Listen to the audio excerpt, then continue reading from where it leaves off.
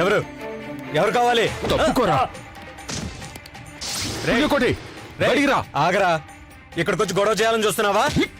నేను గొడవ చేస్తే ఎలా ఉంటుందో ఇప్పుడు అర్థం అవుతుంది. ఇక్కడ నుంచే పుణ్యకోటి, బయటికి రా, మర్యాదగా బయటికి రా.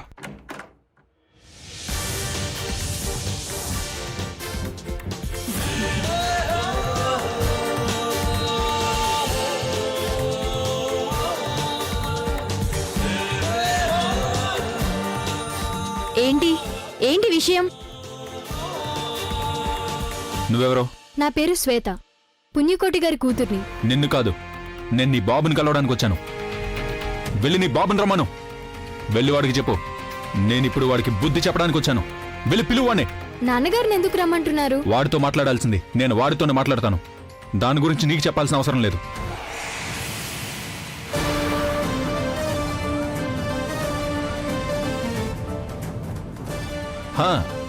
నువ్వు ఇంట్లోనే ఉన్నావా?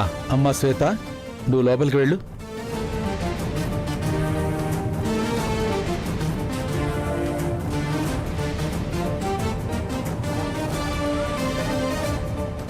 దేవా, నువ్వు గొడవకొస్తున్నావా? రేయ్, ముందు గొడవకు దిగింది నువ్వు. దేవా, ఈ విషయం గురించి నీకు చాలాసార్లు చెప్పాను. నా దారికి ఎవరు అడ్డు రాకూడదు అని. నువ్వు మళ్ళీ మళ్ళీ అదే పని చేస్తున్నావు. నువ్విలా ఆవేశపడ్డంలో ఏ తప్పు లేదు. నీ వయసులో ఉన్న వాళ్ళందరూ అదే పని చేస్తారు. ఇప్పుడు నీకేం కావాలి? నన్ను వెతుక్కుంటూ వచ్చిన వాళ్ళకి నేను మర్యాద చేయాలిగా. నీకు నేను ముందే చెప్పాను కదా, వంకర బుద్ధితో నువ్వు ఇంకెప్పుడూ కూడా మార్తాండపురానికి రాకూడదని. నేనిప్పుడు ఏ వంకర బుద్ధి చూపించానో నువ్వే చెప్పు. మా స్కూల్లో పనిచేసే టీచర్ విషయంలో నువ్వు అసభ్యంగా ప్రవర్తించావు. అది అడగడానికి నేను ఇప్పుడు ఇక్కడ దాకా వచ్చాను. నీ చర్మం వలిచి చెప్పులు కుట్టించుకుంటాను. అప్పుడు నీకు అర్థమవుతుంది. ఇంకోసారి అమ్మాయిలను చూడకుండా నీ అంతు చూస్తాను. చాలా బాగుంది. అయితే నీ స్కూల్లో పనిచేసే టీచర్లందరినీ ఇప్పుడు నీ అదుపులో పెట్టుకున్నావు అనమాట. వాళ్లలో ఏ టీచర్ని అవమానించినందుకు నీకు ఇంత బాధ కలుగుతోంది? ఏమంటున్నావో నాకు అర్థం కాలేదు.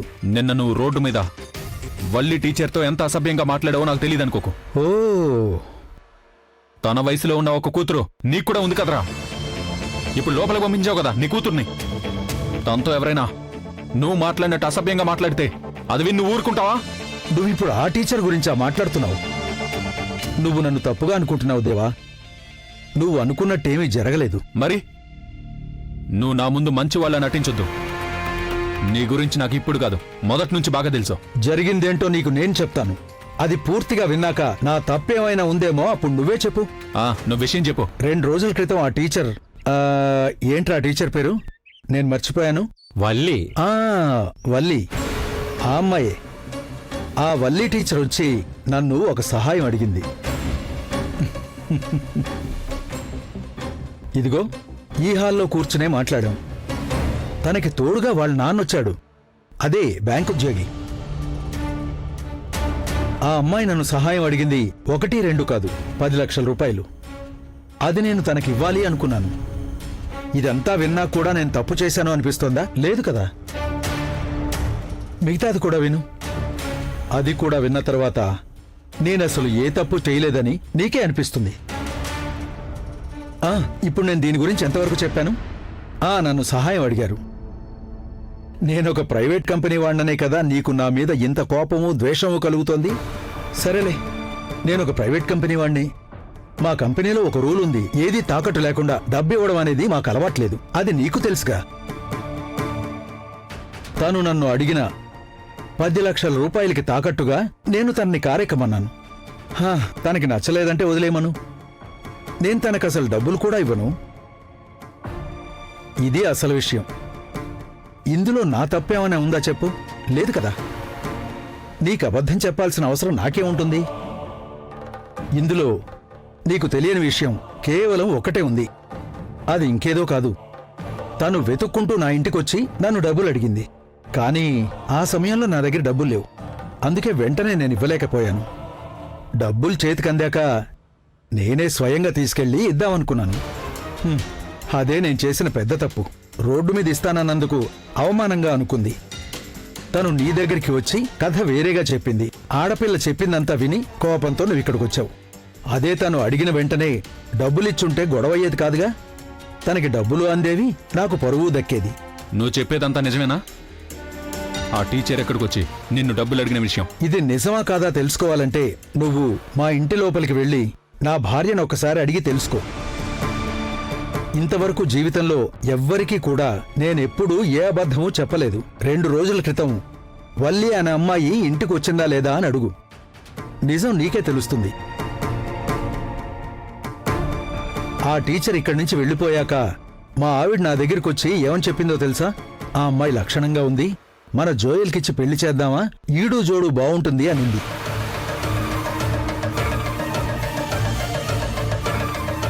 టీచర్ గాని నా మాట వినుంటే ఖచ్చితంగా ఈ పెళ్లి జరిగేది.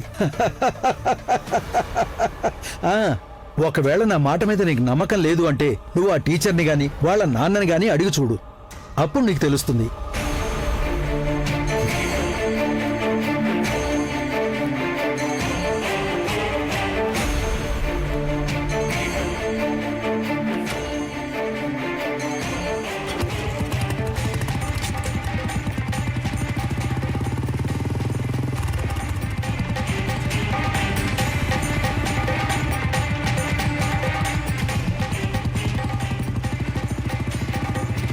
పుణ్యకోటి చెప్పేది నిజమేనా? కానీ పుణ్యకోటిని డబ్బులు అడగడానికి వల్లి టీచర్ వాళ్ళ నాన్న అక్కడికి ఎందుకు వెళ్ళారు? ట్యూషన్కి వెళ్ళినప్పుడు టీచర్ని అడిగి తెలుసుకుంటాను.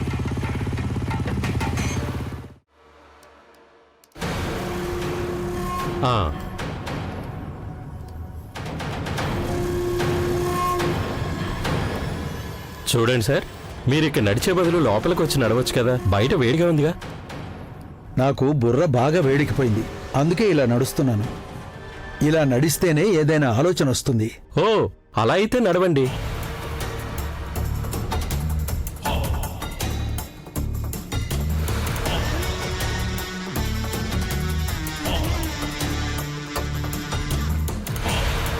నాకు విషయం చెప్పు. ఏంటి? ఈరోజు ఆ దేవాగాడు మన ఇంటికొచ్చి మన మీదే అరిచి వెళ్ళాడు, అవునా? దాన్ని చూసి కూడా మనం చేతులు కట్టుకొని ఊరుకోవాలి అంటావా? అస్సలు ఊరుకోకూడదయ్యా. అలా ఊరుకుంటే అది మనకి అవమానం అవుతుంది. జరిగిన దానికి మనం వాళ్ళకు కూడా జవాబు చెప్పాలిగా. అది చాలా అవసరం అయ్యగారు. కానీ మనల్ని ఎవరూ తప్పు పట్టకూడదు.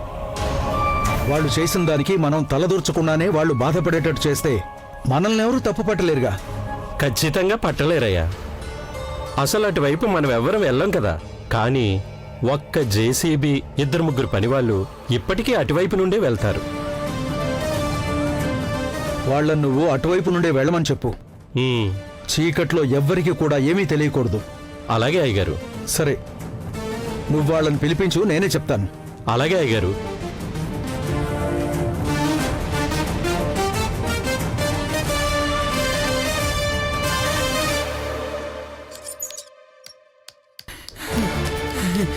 దేవన్నా, దేవన్నా, దేవన్నా, దేవన్నా, తెలుపుతారా అన్నా? దేవన్నా, ఎవరది? నేను చిన్నాని. చిన్నానా? నువ్వేంటి అర్ధరాత్రి పూట? ఏంట్రా, ఏమైంది? అక్కడ మన తోటలోకి నీళ్ళు వచ్చేసాయి. అయ్యో, ఏ తోటలోకి వచ్చేసాయి? తూర్పు వైపున తోటలోకి. త్వరగా అన్నని పిలు. అయ్యో, ఏంట్రా? ఏంటి ఇలా అర్ధరాత్రి పూట? అన్న, నువ్వు త్వరగా రావాలి. తూర్పు వైపున తోటలోకి నీళ్ళు వచ్చేసాయి. ఏంటి, నీళ్ళు వచ్చేసాయా? అదేలాగా? ఎలాగో నాకు తెలియదు, ఉన్నటువంటి తోటలోకి నీళ్ళు వచ్చేసాయి. నేను మన వాళ్ళందరినీ తోటలోకి వెళ్ళమని చెప్పి నేను పరిగెత్తుకుంటే ఇక్కడికి వచ్చానన్నా. నీళ్ళు ఎక్కడి నుంచి వచ్చాయి? మన పొలం పక్కనే ఉన్న చెరువులోంచి వచ్చేసాయన్నా. రేయ్, మనం కొన్ని రోజుల క్రితమే అక్కడ గట్టు కట్టాం కదరా, మరి నీళ్ళెలా వచ్చాయి? అవన్నీ తర్వాత ఆలోచిద్దాం, ముందు వెళ్దాం పదన్నా.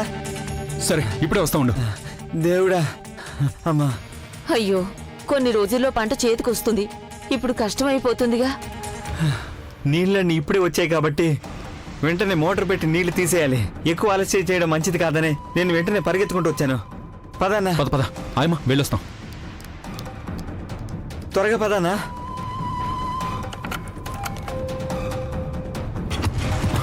ఏం జరిగిందో ఏమీ అర్థం కావట్లేదు. ముందు ఎక్కరా. పద పద. త్వరగా పదన్నా.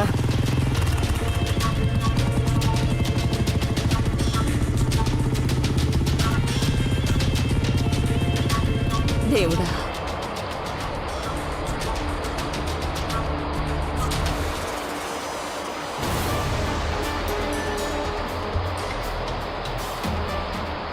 ఇన్ని నీళ్ళు ఎలా వచ్చాయి? కట్టదైపోయినట్టుంది. ఇన్ని రోజులు లేంది ఈ రోజు ఎలా పోతుంది? ఇదంతా కావాలనే ఎవరో చేసుంటారు. దేవాబాబు అనుకుంటాను, ఏదో బైక్ వస్తుంది.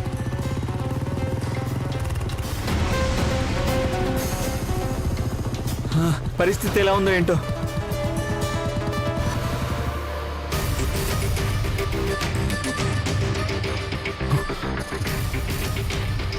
పొలం అంతా కూడా నీళ్లు నిండిపోయాయి. కట్ట పూర్తిగా తెగిపోయినట్టుంది దేవా, అందుకే ఇలా చాలా నీళ్ళు వచ్చేసాయి. చిన్న వెళ్ళి మోటార్ తీసుకురా. అలాగే. నీళ్ళన్నీ త్వరగా తీయాల్సి ఉంటుంది, లేట్ చేయకూడదు. అయ్యగారికి వెంటనే నువ్వు ఈ విషయం చెప్పు. మోటార్ తీసుకొచ్చి నీళ్లు తీస్తేనే ఏమైనా చేయగలం. రేయ్ చిన్న పదరా, దీని నుంచి బయటపడడానికి ఏదో ఒకటి చేయాలి. పద.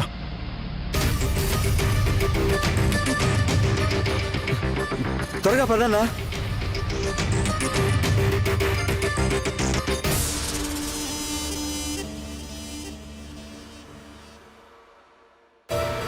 చిన్న ఏమైంది? పొలం బాగానే ఉందిగా. నీళ్ళని తీసేసాం, ఇంకే సమస్య ఉండదు. పొలంలో నీళ్లు ఇంకా ఉన్నాయా? మోటార్ పెట్టి తీసేసాం కదా, ఆ, మొత్తం నీళ్ళని తీసేసాం. 2 రోజులు ఎండకు వదిలేస్తే మొత్తం సర్దుకుంటుంది. నష్టమేమీ జరగకపోతే చాలు. సంతోషం. మన పక్క వాళ్ళ తోటలో 2 హైపర్ మోటార్లున్నాయి, అందుకే బయటపడ్డాం. తుఫాన్ వచ్చినప్పుడు నీళ్ళని త్వరగా బయటికి లాగడానికి 2 పెద్ద పెద్ద మోటార్లు తీసుకొని వచ్చారు. వాటిని తీసుకొచ్చి పెట్టాము, అందుకే బయటపడ్డాం. అదే సాధారణ మోటార్లు అయితే 4 రోజులైనా సరే నీళ్లు పోయేవి కావు. ఇప్పుడు 4 గంటల్లో పని పూర్తయిపోయింది. అమ్మయ్య, ప్రశాంతంగా ఉంది. నాకీ విషయం తెలిసినప్పటి నుంచి ఇంతవరకు మనసులాగా లేదు. ఎవరిని అడుగుదామా అనుకుంటున్నాను. దేవాన్న లేడా? ఉండాళ్లే. దిగులు పడుతూ ఇంట్లో కూర్చొని ట్యూషన్కి వెళ్ళనంటున్నాడు. ఏదేమైనా సరే నువ్వు వెళ్లాల్సిందేనే నేనే మంచి పట్టుబట్టాను. పని చేసావు. కానీ నా వల్లే కదా దేవాన్న చదువుకోవడానికి వెళ్తున్నాడు. నేను వెళ్ళకపోతే అన్న కూడా వెళ్ళడు. ఈరోజు నేను దగ్గరుండి పని వాళ్ళ చేత అన్ని చేయించాను. మోటార్లు కూడా నేనే పెట్టించాను. వాళ్ళ చేత నీళ్లు బయటికి దించాను. సరే నువ్వు వెళ్ళి దేవానని పిలు. వాణ్ణి నువ్వు కాసేపైనా కూర్చొని చదువుకోనివ్వు చిన్నా. అన్నకు ముఖ్యమైన విషయం చెప్పాలి, అందుకే కదా అక్కడ పనులన్నీ వదిలేసి ఇక్కడికి వచ్చాను. తర్వాత వచ్చినప్పుడు చెప్పొచ్చు కదా. చా ఆయమా, నువ్వు ఒకసారి వెళ్ళి పిలు. విషయం చాలా సీరియస్. నాకేం పని లేదా? రాత్రంతా నిద్రపోకుండా చాలా కష్టపడి ఎంతో పని చేశాను తెలుసా. ఒకసారి పిలువు ఆయమా. దీని గురించి అన్నకి చెప్పకపోతే నాకు ప్రశాంతంగా ఉండదు. అన్నం రానివ్వు. ఏంట్రా చిన్న, నువ్వేంటిక్కడా? పని జరుగుతుందన్నా, ఇంకా 1 గంట పడుతుంది. ఇంకా ఏమన్నా సమస్యలున్నాయా? అన్న ఒకసారి ఇలారా, నీతో ఒక విషయం చెప్పాలి. ట్యూషన్కి వెళ్లకుండా ఉండాలని చూస్తున్నారా? లేదాయమ్మా, ఒక విషయం గురించి చెప్పి నేను వెళ్ళిపోతాను. నీకు టీ తీసుకురానా? వద్దాయమ్మా, నేను ఇప్పుడే వచ్చే దారిలో టీ తాగేసి వచ్చాను. విషయం ఏంట్రా? చెప్తాను, నువ్వు ఇలారా.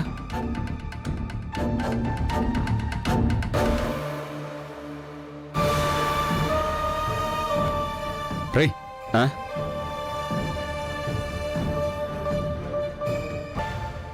ఏంటి విషయం? అన్నా అన్నా, పొలంలో నీళ్ళని తీసేసాం, అక్కడ ఏ సమస్య లేదు. మరి నాకేదో రహస్యం చెప్పాలన్నావు. నీళ్ళు వచ్చాయి కదా, దాని గురించే. నీళ్లు రాలేదు, ఎవడో కావాలని రప్పించాడు. అదేంటి, నీకేమైనా అనుమానంగా ఉందా? నాకు కొన్ని ఆధారాలు దొరికాయన్నా, దాని గురించి చెప్పడానికే ఇక్కడికి వచ్చాను. ఏంటి, నీకేం తెలిసింది? అది చెప్పు. నిన్న రాత్రి పుణ్యకోటికి సంబంధించిన మనుషులు కొంతమంది, అదే ఆ జేసీపీ, ఇంకా కొంతమంది అటువైపు వెళ్ళడం చూశామని నాతో ఇద్దరు చెప్పారు. నిన్న రాత్రి నీళ్లు రాకముందే వాళ్లలో 2 చూశారట. ఎవరు చూశారు? ఆ పక్క పొలం వాళ్ళు. ఉదయం వాళ్ళు టీ తాగడానికి షాప్కి వచ్చినప్పుడు ఈ విషయం గురించి వాళ్ళు మాట్లాడుకున్నారు. అది వినే ఇక్కడికి వచ్చాను. సరిగ్గా అప్పుడే అటువైపుగా వెళ్ళాను. జరిగింది నిజమే. ఆ పొలం వైపు చాలా చోట్ల బురదలో చీపు టైర్ల గుర్తులుండడం చూశాను.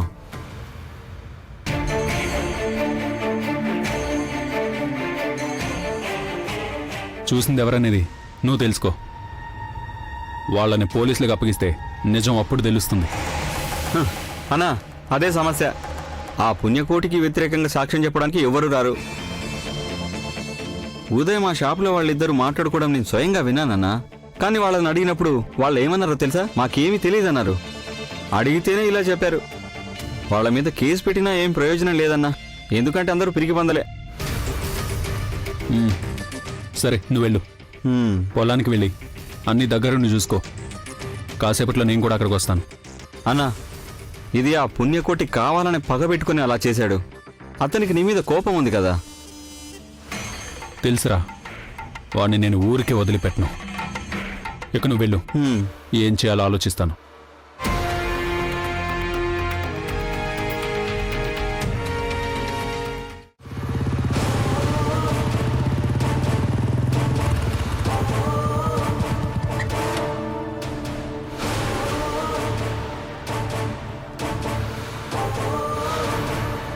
ఎక్కడ్రా మీ అయ్యగారు?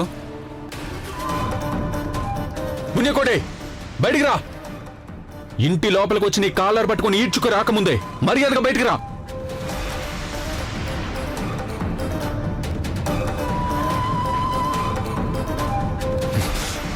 పిలిచిన వెంటనే నువ్వు బయటికి రాలేదంటే అనవసరంగా నీ పరువు అంతా పోతుంది చెప్తున్నాను. పరువు కాపాడుకోవాలంటే మర్యాదగా బయటికి రా.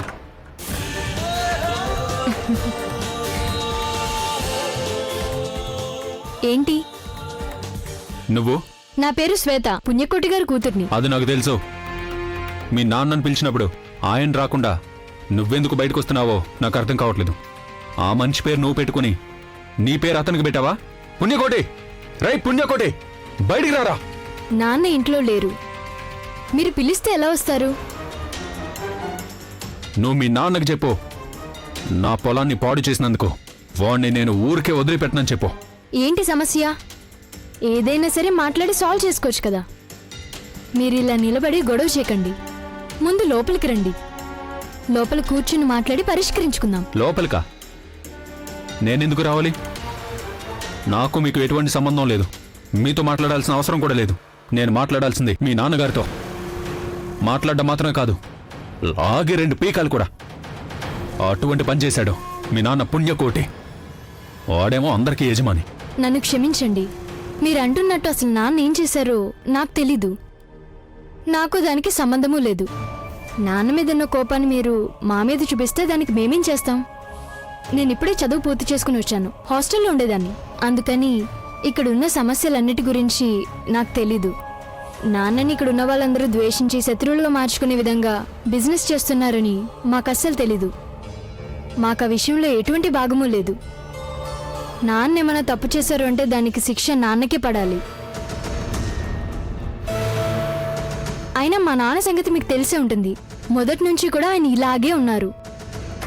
మేము ఎంత చెప్పినా ఆయన అస్సలు వినిపించుకోరు. ఇలా అందరినీ బాధ పెట్టి కష్టపెట్టి మా నాన్న సంపాదించాడు.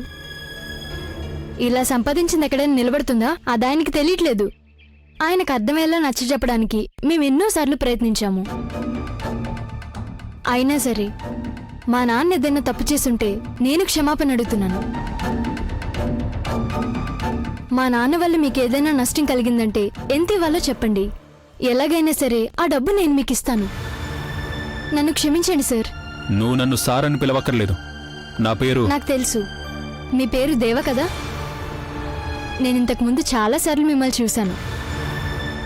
2 సంవత్సరాల క్రితం పక్క ఊళ్ళో జరిగిన కుస్తీ పోటీలో మీరు కూడా పాల్గొన్నారు కదా. ఆ పోటీలో మీరే కదా గెలిచారు. అప్పుడే మీరు నాకు తెలుసు. ఒకసారి మీ ఫోటోని పేపర్లో కూడా వేశారు కదా. ఆ పేపర్లో వచ్చిన ఫోటోని కట్ చేసి ఇప్పటికీ జాగ్రత్తగా పెట్టుకున్నాను. అలాగే చాలాసార్లు మిమ్మల్ని చాలా చోట్ల చూశాను. మీరిప్పుడు కుస్తీ పోటీలకు వెళ్ళట్లేదా? ఏమండి, ఎక్కడికి వెళ్ళిపోతున్నారు? నేను మీ నాన్నని తర్వాత కలుస్తాను.